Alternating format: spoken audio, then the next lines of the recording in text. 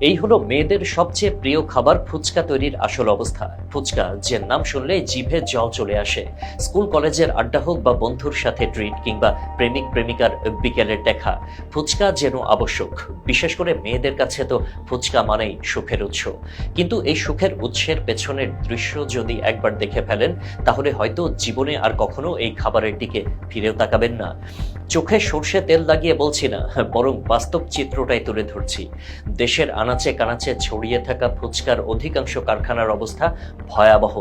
সাধারণ একটা ভাঙাচোরা ঘরের ভেতরেই বানানো হচ্ছে হাজার হাজার ফুচকা।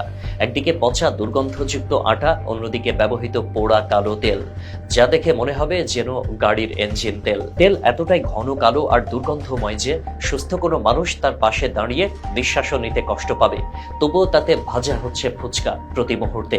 আর শুধু তাই নয়, যেসব কর্মীরা সেখানে কাজ করছেন তাদের শরীর থেকে গলগলিয়ে পড়ছে ঘাম। গ্লাভস বা হাইজিনের কোনো বালাই নেই। ঘামে ভেজা হাতে খালি গায়ে তারা রুটি বেলছেন। এক কর্মীর ঘাম ফুচকার উপর ঝরছে, অন্যজন ধুলাবালিতে মাখা মেঝেতে রুটিগুলো এমনভাবে ছড়িয়ে রেখেছেন যেন সেগুলো ফুচকা নয়, মাটির কোনো গয়না তৈরির পদ্ধতি চলছে। ফুচকার রুটিগুলো মেঝেতে পড়ে থাকলেও কেউ তা তোলার প্রয়োজন মনে করেন না। সোশ্যাল মিডিয়ায় মাঝে মধ্যেই চোখে পড়ে কিছু ভিডিও।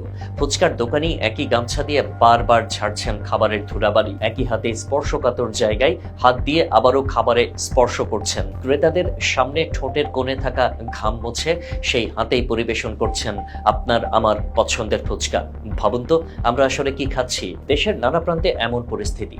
সপ্তাহের পর সপ্তাহ, এমনকি মাসের পর মাস একই তেলে ভাজা হচ্ছে ফুচকা। পোড়া তেল আর ঘামে মাখা ফুচকা দিব্যি পরিবেশিত হচ্ছে। অধিকাংশ কারখানা আবার বস্তির ভেতর বা অস্বাস্থ্যকর আবদ্ধ ঘরে, যেখানে রোদ বাতাস ঢোকে না বললেই চলে। দুর্গন্ধ আর নোংরার এই রাজ্যে তৈরি হচ্ছে আমাদের প্রিয় মুখরোচক খাবার। আর এখানেই শেষ নয়, খোলা মাঠ, স্কুল কলেজ প্রাঙ্গণ কিংবা ফুটপাত, প্রতিটি স্থানে ফুচকার জমজমাট ব্যবসা। শিক্ষার্থীদের কাছে তো ফুচকা যেন নিত্যদিনের খাবার। পানিপুরি, ভেলপুরি, দই ফুচকা নানান নামে বাজার দাপিয়ে বেড়ালেও পেছনের গোপন চিত্র কিন্তু একটাই: স্বাস্থ্যহানি। জনপ্রিয়তার শীর্ষে থাকা এই খাবার আসলে আমাদের শরীরের জন্য ধীরে ধীরে এক একটা বিষবিন্দু। তাই সময় এসেছে জেগে ওঠার। সরকারের উচিত অবিলম্বে ব্যবস্থা নেওয়া, খাদ্য নিরাপত্তার দিকে কঠোর নজর দেওয়া, নিয়ম না মানা এসব কারখানার বিরুদ্ধে নেওয়া উচিত আইনি পদক্ষেপ। পাশাপাশি ভোক্তা হিসেবেও আমাদের সচেতন হতে হবে। না হলে অদূর ভবিষ্যতে এই স্বাদের ফাঁদে পা দিয়ে বড় ধরনের স্বাস্থ্য ঝুঁকির সম্মুখীন হতে হবে।